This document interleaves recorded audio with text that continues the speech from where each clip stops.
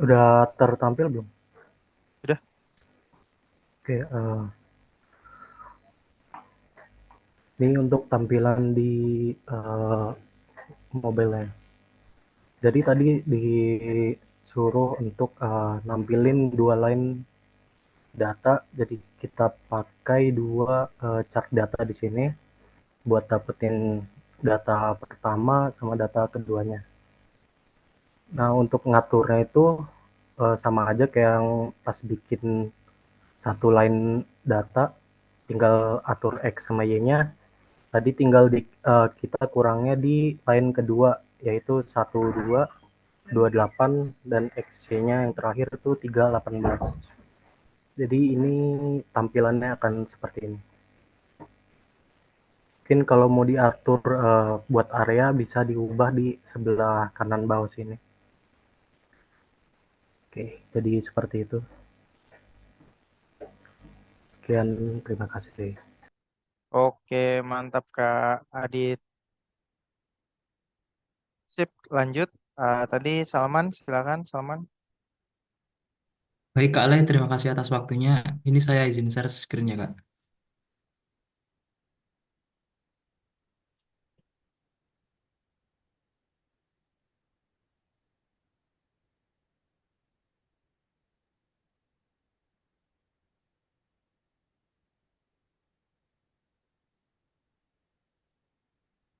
Jadi hampir sama kayak yang Aditya itu Kak. Jadi menambahkan cat data di sini kan tadi kan cuma satu line. Di sini menambahkan dua, cat data D1 sama D2. Kemudian memanggil dengan cara call ke data yang di sini tuh untuk data yang line pertama, kemudian yang di bawahnya ini untuk yang D2. Nah, sini untuk nilai X-nya itu sama semua 1, 2, 3. Nah, untuk yang Y satunya itu ada 1, 4 sama 9. Untuk Y yang kedua ada 2, 8 sama 18. Untuk hasilnya sendiri kurang lebih seperti ini, Kak. Oke, udah ini ya, berhasil tertampil ya. Iya, Kak. Oke, sip. Thank you, Salman. Baik, terima kasih, Lanjut, Kak. satu lagi, Bambang, silakan. Izin share screen Kak.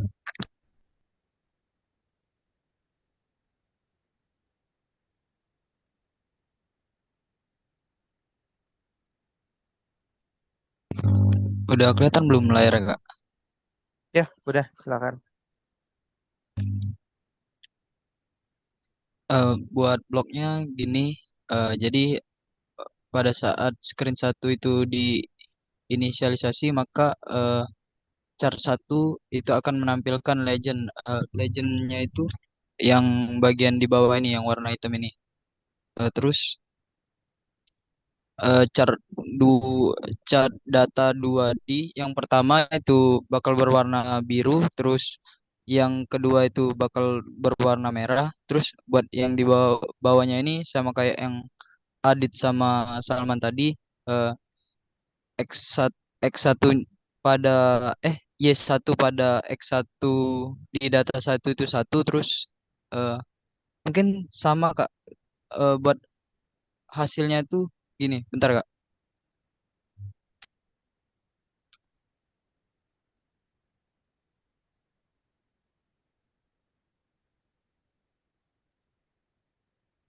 Kelihatan nggak ya Kak?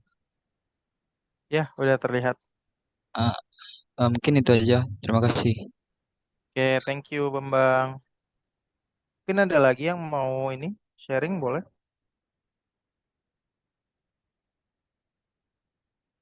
Oke, thank you ya tadi yang udah sharing, betul banget. Jadi, eh, prinsipnya kurang lebih apa yang udah dijelaskan Salman, Bambang, sama Adit tadi udah benar. Masing-masing aku lihat ada penyesuaian sendiri bahkan kayak ada yang warnanya bisa diganti, kemudian jenis uh, catnya jadi area juga tadi ada yang oleh ke arah situ. Jadi silakan teman-teman bisa kreasikan ya dari materi basic. Aku bisa bilang materi basic, materi prinsip yang aku ajarkan. eh, Nanti improvementnya, kemudian sesuaikan aja stylenya dengan taste-nya teman-teman masing-masing ya. Nah, aku mau recap aja dari apa yang udah teman-teman pelajari selama pembelajaran mobile apps ini. Jadi kita sudah bikin kurang lebih 5 page. Dari page pertama banget ya, kita bikin page login yang isinya tuh kayak gini, ada username, password untuk autentikasi dan otorisasi user. Kemudian kita bikin halaman register untuk menambahkan atau meregistrasi akun baru yang belum terdaftar. Kalau udah login masuk, maka akan masuk ke halaman page overview yang intinya atau esensinya adalah menampilkan jumlah device yang ada di Thingsboard kita. Kemudian ketika diklik, maka akan menuju ke list device-device yang ada di Thingsboard. Jadi dua ini nanti terjabarkan ya di page list device. Dua itu sensor environment, sensor soil. Nah, ketika salah satunya diklik, akan sekaligus mengambil atau mendapatkan data terakhir yang tersimpan di Thingsboard. Kurang lebih ini cerita rangkaian flow page by page yang udah kita pelajari selama pembelajaran ini. Bagi teman-teman yang ingin mencoba satu komplit APK-nya bisa diklik aja di ini, kalau di PDF-nya diklik ada linknya. Itu mengacu ke repo GitHub yang kami bikin khusus untuk pembelajaran studi independen ini. Bisa di clone. Oke, bahan bacaan ataupun tugas ya. Kalau bahan bacaan nggak ada sih, tugas ya cukup kerjakan minitas satu tadi yang buat double line, dan ini sekaligus jadi tugas terakhir tutoring atau sesi pematerian ya. Nah, selebihnya mungkin seluruh materi udah saya deliver, udah saya sampaikan. Saya berharap bisa berguna buat teman-teman semua dan bisa menjadi bekal untuk riset teman-teman semua, skripsi, apapun berkarir nanti atau mungkin hobi. Dan saya doakan teman-teman bisa sukses selalu, kurang lebih gitu. Nah, mumpung masih ada waktu juga, kalau teman-teman ada pertanyaan yang masih mengganjal, masih ada isu di sisi programnya atau bagian mana yang kurang paham, kita masih punya waktu yang cukup panjang nih untuk bisa diskusi. Mungkin boleh raise hand bagi teman-teman yang ada pertanyaan.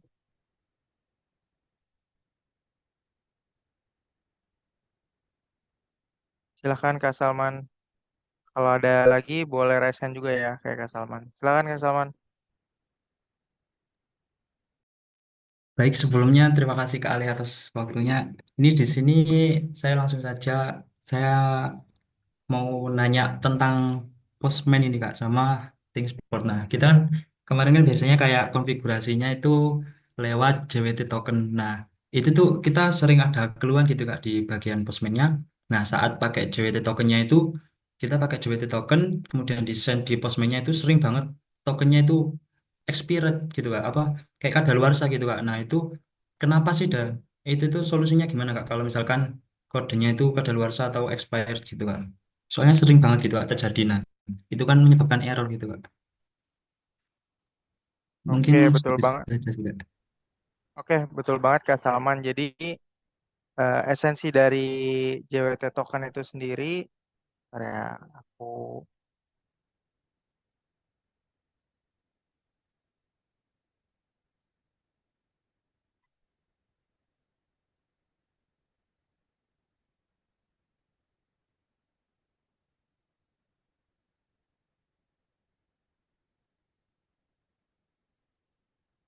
Nah, sebelumnya mungkin saya ingin mengajarkan sedikit tentang apa itu JWT token dulu ya.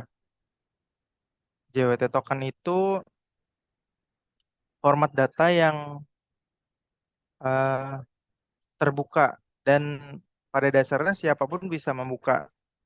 Jadi ketika teman-teman dapat share-sharean JWT token misalnya, algoritmanya udah jadi standar, udah umum. Nah, jadi kalau di decode, teman-teman bisa ngedecode sendiri. Nah, untuk JWT token yang seperti ini, itu data yang terkandung kurang lebih ini. Ya, jadi, apa tadi? Kok hilang? Ya, mungkin aku coba ambil JWT ku ya. Bentar, biar teman-teman nanti kebayang eh, JWT itu apa.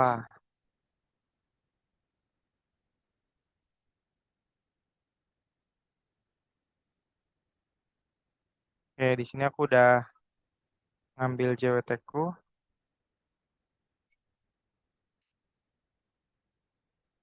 Nah, di dalam JWT ini itu mengandung eh, semacam semacam kunci ya, ya token atau kunci yang karena JWT ini nggak ada ini loh, nggak ada apa istilahnya, nggak ada hal secret. Jadi misalnya JWT ini saya taruh ke sini tanpa ada kunci apapun lagi buat password atau apapun bisa langsung terekstrak gitu datanya. Karena esensi dari JWT memang seperti itu. Nah, kemudian bagaimana memverifikasi dia benar atau enggak? Ya, biasanya dari sini verify signature. Jadi nanti kalau punya secretnya atau kuncinya, nanti bisa tahu, oh ini uh, betul payload data yang dikirim oleh Ale misalnya gitu. Misalnya ini JWT tokennya teman-teman somehow bisa ini deh, bisa dapat nih. Terus di perjalanan teman-teman ubah nambahin payload apa itu bisa. Nah, oke. Jadi karena sifatnya JWT token itu seperti ini, JWT token itu perlu dibuat mekanisme agar dia expired. Karena ini kan kunci yang sifatnya sementara. Kita sebut aja di Thingsboard-nya teman-teman itu JWT token itu mungkin berlaku sehari atau 2 hari ya. Nah, jadi dalam sehari atau 2 hari JWT itu akan expire. Agak beda sedikit kalau di yang versi demo ya. Versi demo tuh seminggu dia lebih panjang. Nah, terlepas dari itu, tidak mungkin nanti di production teman-teman pakai konsep JWT token. Nggak mungkin aplikasinya selalu nyimpen JWT token. Jadi ada API yang bisa teman-teman pakai agar autentikasinya tidak menggunakan JWT token. Nah, kita coba cek ya API-nya Thingsboard.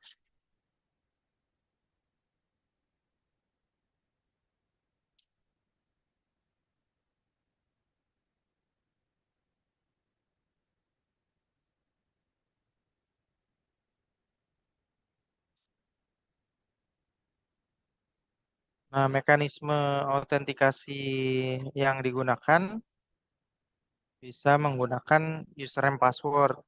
Bentar ya, kita coba cek.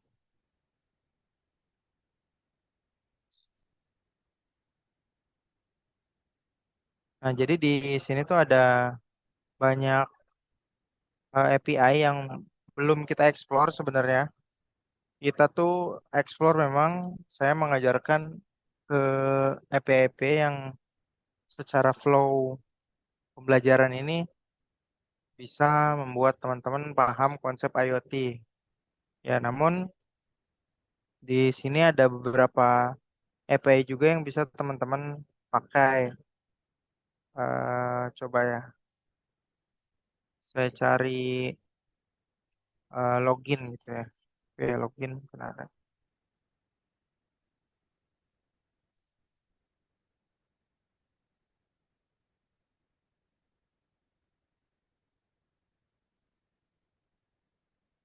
Nah, ini eh jadi nanti yang tadi ditanyakan oleh Salman, jadi nantinya si JWT itu bisa teman-teman akses menggunakan sebuah API lagi. Ada API out login yang kalau username passwordnya di hit, teman-teman akan dapat token kayak gini. Jadi nanti ini yang dipakai untuk eh, berkomunikasi antara Thingsboard dengan mobile apps-nya teman-teman. Kalau di sini udah kejawab belum, Kak Salman? Maksudnya udah kebayang belum? Sudah Kak, sudah. Oke, Aman Kak. oke. Tadi aku kirim linknya ya di Zoom chat. Bisa dibaca-baca lebih lanjut. Oke, silakan bagi teman-teman yang ada pertanyaan lain, boleh.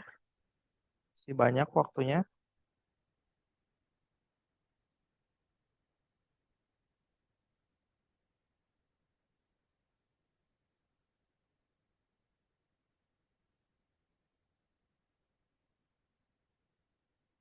Permisi Kak, mau nanya. Yes, boleh, silakan. Eh, itu tadi yang urut aplikasinya eh, dari overview ke list device itu satu screen atau beda screen Kak? Oke. Sama anu Kak, yang di overview itu kan ada jumlah device-nya ini Kak. Ya, Nah, misal kita udah terhubung ke Thingsboard-nya itu, misal kita pakai 3 device gitu Kak. Di overview-nya itu yang Kak Ale minta, dia bisa otomatis berubah atau masih yang kayak di sesi 36 kemarin yang pakai teks saja Kak? oke. Pertanyaan pertama tadi yang overview, list, sama detail ya, itu satu screen apa beda screen ya? Iya Jadi Kak. untuk ke setiap step ini dia beda screen. Ada screen overview, ada screen list devices, ada screen detail device. Nah, kemudian kalau untuk jumlah di dalam button ini otomatis menyesuaikan dengan jumlah device yang dimiliki oleh teman-teman. Mungkin saya coba demokan dulu sebentar.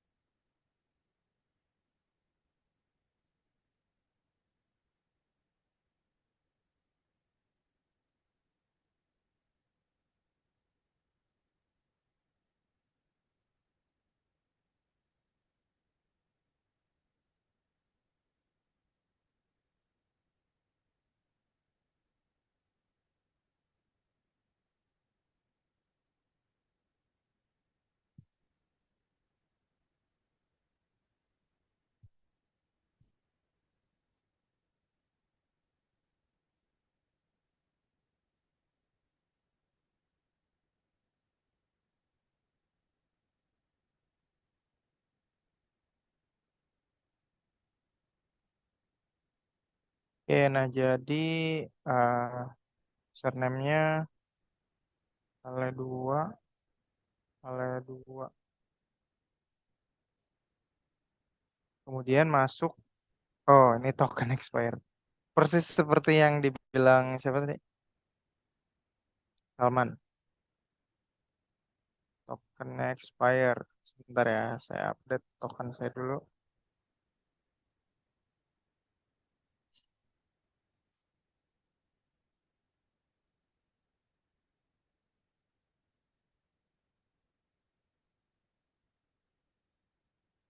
Oke, nah di sini nanti eh, otomatis. Jadi kalau memang ini kan device-nya ada dua ya, kebetulan karena di ThinkSport-nya dua. Ini saya coba tambahkan deh di ThinkSport-nya satu device lagi. Device, misalnya device, misalnya sensor, sensor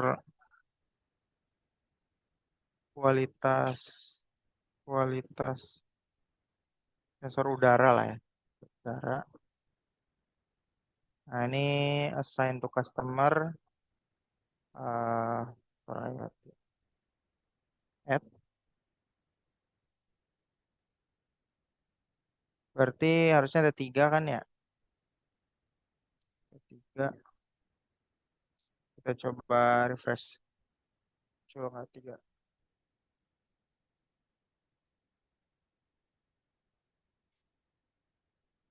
Nah di sini ada tiga ya kan? Karena tadi aku udah nambahin device. Nah caranya dapat tiga gimana? Sebenarnya ini nyambung dari pembelajaran sebelumnya, di mana aku minta teman-teman parsing data yang didapat dari si ThinkSboard di satu pertemuan keberapa ya. Tapi aku coba ini deh, cari API-nya aja. Nanti bisa diimplement.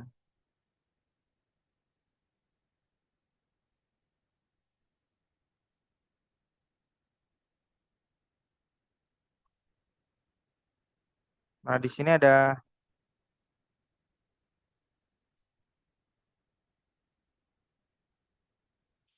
kita coba send.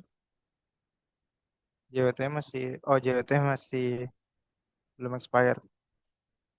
Nah, kalau teman-teman lihat di sini bisa dihitung juga jumlah arraynya itu emang ada jumlah tiga device yang aku miliki. Tapi di sini dari respon API-nya kita bisa tahu juga kalau ada tiga device yang dimiliki oleh akun ini. Sebenarnya ini tuh setiap 10. Jadi kalau misalnya teman-teman punya 20, di sininya nanti dia pagination ya. Jadi eh maksudnya ngitungnya itu kalau misalnya 13 berarti ada dua page, 10 sama 3. Nah, karena ini masih dikit dan ya kita simplify juga pemateriannya. Nah, sebenarnya total elemen ini udah bisa merepresentasikan jumlah device yang dimiliki oleh si user tersebut. Sampai di sini kebayang nggak ya, Kak Adit?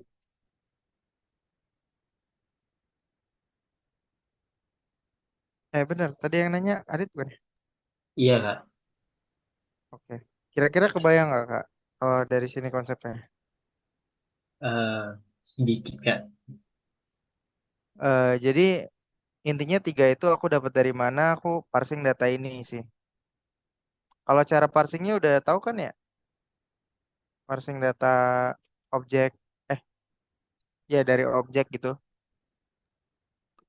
Tidak, Kak. Eh, jadi di parsing aja. Nanti di buttonnya bisa di set dengan jumlah device yang didapat dari API Thingsboard kurang lebih gitu.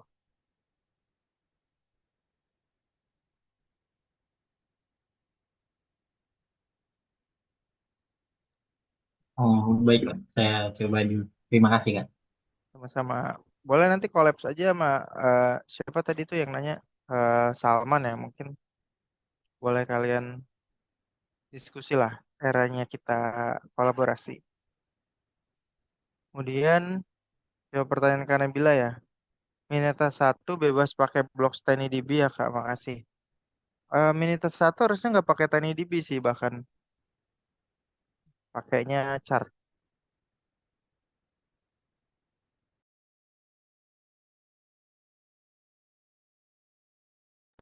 Kak, izin bertanya Kak. Silakan. Buat yang di bentar Kak.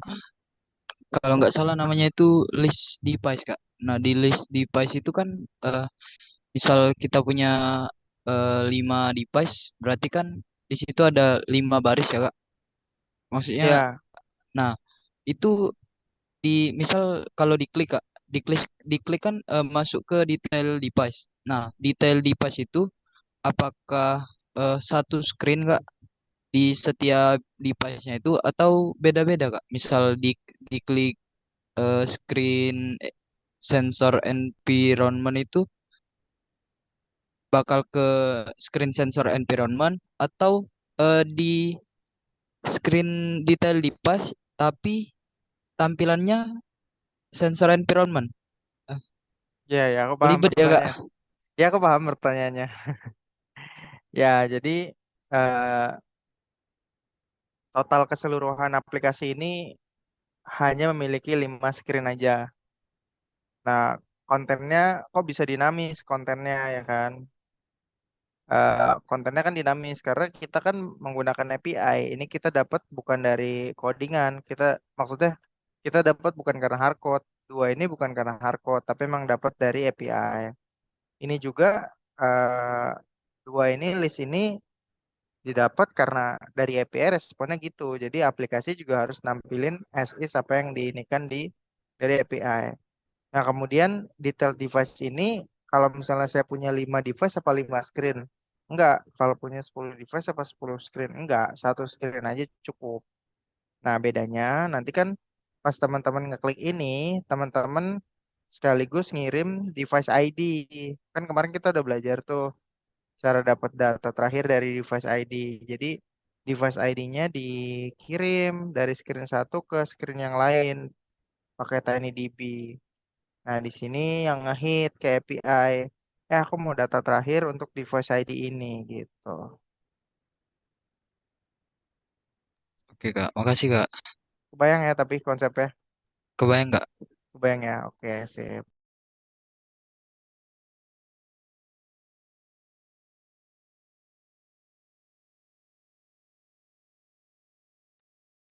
Mungkin ada pertanyaan lagi? Silahkan.